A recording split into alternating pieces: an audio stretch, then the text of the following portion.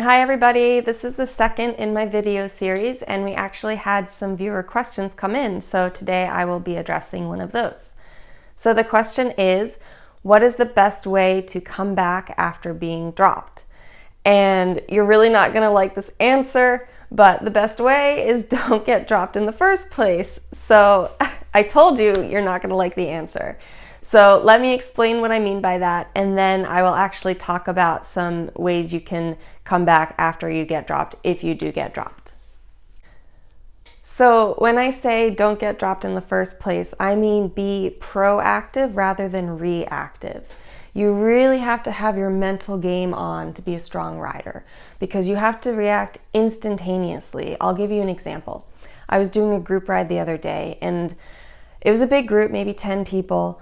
I was behind someone and I noticed he was kind of gapping the person in front of him just a little bit here and there. And I thought, I better pass him because I think he's about to blow.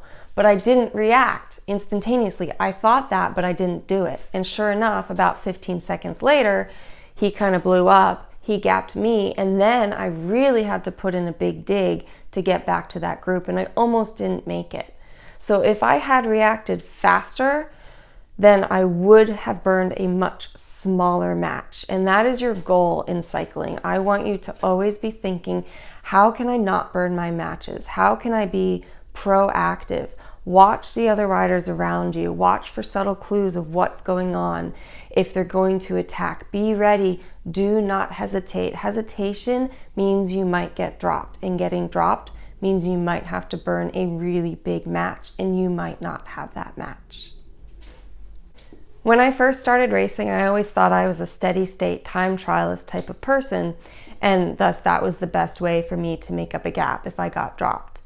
But I actually had an epiphany in a race in China once, and I'm going to share that story with you. So I was doing the stage race, and we got to the bottom of a hill, and it was a long straightaway, and I was a little slow on the hill, so I got gapped. So the big group was in front of me. And I thought, okay, I can just steady state, slowly work my way back. And I was doing that. But then the cars behind me, the support cars, they started passing me and I realized, uh-oh, this isn't going to work. I'm just going to be out in the wind, burning my match very slowly until I'm done and dropped for good. And after that first car passed me, I knew, okay, I have to change my strategy. So I thought, just go for it. Just get up there, burn that match. And so I went super hard. It was almost like a sprint effort for me, like a really long sprint. And the whole time I was thinking, I'm not going to make it. I'm not going to make it. This is stupid. I'm going to burn my match. And I was thinking, this is not the way to do it because as soon as I get there, I'm going to blow up and I'm not going to have anything left. But I got there. I didn't blow up. Maybe their pace dropped, or maybe just the differential in speed was so great that it felt like I could really, really rest. And I was able to recover and I finished the race in the group, which was, for me at the time, a great win. So that was a very sort of a moment of epiphany because I realized that you can take two approaches. Yes, you can stay out in the wind and time trial it back, and that might work in certain situations. But if you think that is your personality and your rider type, please be open to the possibility that you might actually benefit from going hard once in a while to cover that gap.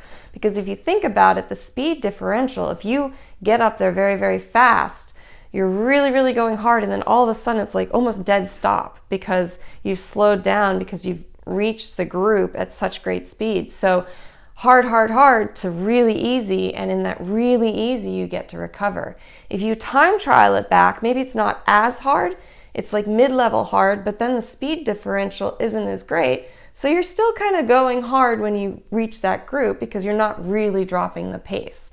So you're not actually getting this really big recovery valley, which isn't necessarily bad. It's just you have to choose accordingly. So when you are covering a gap, just simplify it. You have two options. You can go slower and steady state and make up that gap, but realize that rest period might be shorter once you do join the group, or you can go really hard to make up that gap quickly. So it's a shorter effort, but it's harder, but you might get a little bit more rest period. So think about it, practice both, and then choose accordingly.